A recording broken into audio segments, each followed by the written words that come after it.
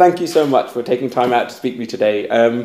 It's your image and the way you are and who you are, it surpasses you as someone who's quite mischievous and someone who's quite enlightened, but also very humorous and I have to say quite informed in some things that sometimes people don't even take time to consider and take a moment to look at some of the smaller things in life instead of always tackling the big things.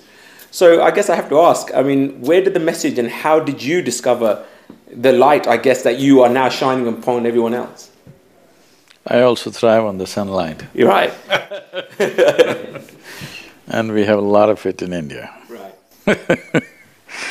The most important thing, the most important aspect of my life is I never identified anything as small or big.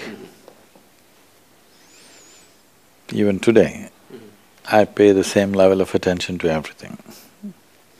I have no anything small or big. I have to kind of encapsulate that, I can say this. You know, my daughter has been traveling with me since she was 3.5 months of age. Wow. So that was the time when I was driving across India, building the foundation at that time. So every day we're in a different home.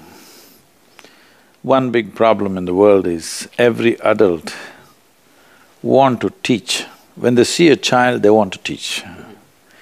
They want to teach them something that's not worked in their life. Okay, interesting. Please give me an example of that.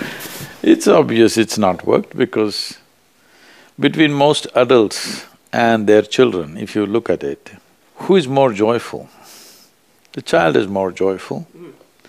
So who should be a consultant for life?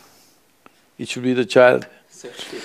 It's just that adults, the only qualification that they have is, they came here a few years ahead of the child. They might have learnt a few survival tricks. Beyond that, they know nothing about life that the child doesn't know. So I made one rule, nobody teaches her anything. Nobody teach her ABC, 1, 2, 3, Mary had a little lamb, because I don't care whether Mary had a lamb or not. Brilliant. So, nobody taught her anything. Because nobody taught her anything, she was all ears. By the time she was 18 months, she was speaking 3 languages fluently. And many other things like that, because no overload of trying to teach her anything. She simply picked up whatever she can. So when she was 12, 13 years of age, she came back from school one day and she was disturbed about what happened there. Then she said, you're teaching everybody so many things, you're not teaching me anything. I said, well, I'm not known to teach anything unsolicited. Here you are. And I said, see, this is all you need to know. Never look up to anything. She looked at me like this, with a question mark on her face, whether, what about you kind of thing. I said, not even me. Never look up to anybody, never look down on anybody, and this is all. If you don't look up to anything, if you don't look down on anything, you will pay attention to everything.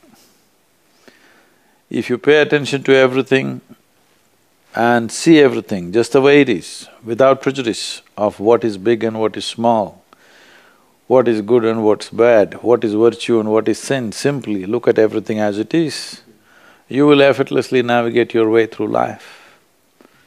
So, I'm not paying attention to small or big, I'm just paying attention to whatever there is.